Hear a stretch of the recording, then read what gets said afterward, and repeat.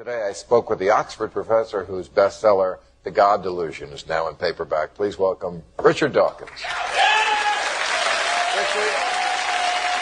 thank you so much for joining us. I don't have to tell you how big a fan I am, and I'm glad that your book is now in paperback. It will be accessible to that many more people. They can pick it up at the airport before their flight is canceled. What I first want to ask you is, why is this book such a phenomenon? It was so much more than just a bestseller. It really changed the way people talked about this subject all over the world. Why this book and why now?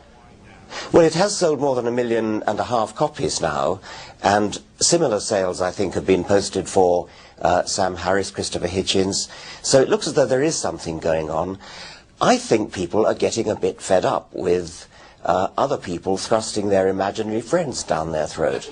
I think especially in America, there has been a tendency for God to rule the roost in a way that I think people are rightly getting fed up with. And when a group of books come along and challenge that, people warm to it. I notice you call it imaginary friend, a phrase I enjoy myself because it gets at what this is. And yet, yeah, did you coin it? Who invented that phrase? Did you coin it? I used to use it in my stand-up act, and I noticed. Maybe it's your phrase. It's very good, anyway. Well, but believe me, I've stolen many of yours, so I think we're even. But I think people would be interested to find out that in the book you establish a scale of 1 to 7 of atheism. 1 being someone who is utterly certain there is a God, and 7 being someone who is utterly certain there is not. But you yourself say you're only a 6. Can you tell us why? I think any scientist would be unwise to commit himself to saying there definitely is not anything. I mean, I can't definitely commit myself to saying there are no fairies.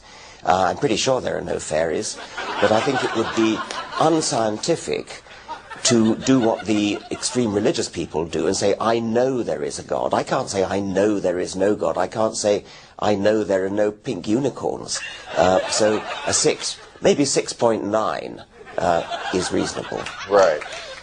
And one reason I think yourself and so many others are beginning to speak out against organized religion is because it's ridiculous. It's just ridiculous. There's a talking snake in the Garden of Eden, and people fly up to heaven bodily. It's just ridiculous. So my question is, how do you explain bright people, and there are many, come on, we have to admit this. I talked to your friend, the scientist Francis Collins, discovered the human genome. How does a man go to a lab all day and then at home go home and believe in the talking snake? How do you explain that phenomenon? Well, Francis Collins didn't discover the human genome. He was the head of the worldwide operation that discovered it. So he was an administrator. He's a very good scientist too, but don't say he was the one who discovered the human genome. It was a team effort, and he was the administrator who organized it. But he's a bright guy.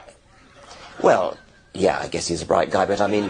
all right, take another example. Tony Blair, your former prime minister, just converted to Catholicism. He's not a bright guy. Yeah, he's not a bright guy. Francis Collins is a much brighter guy than Tony Blair.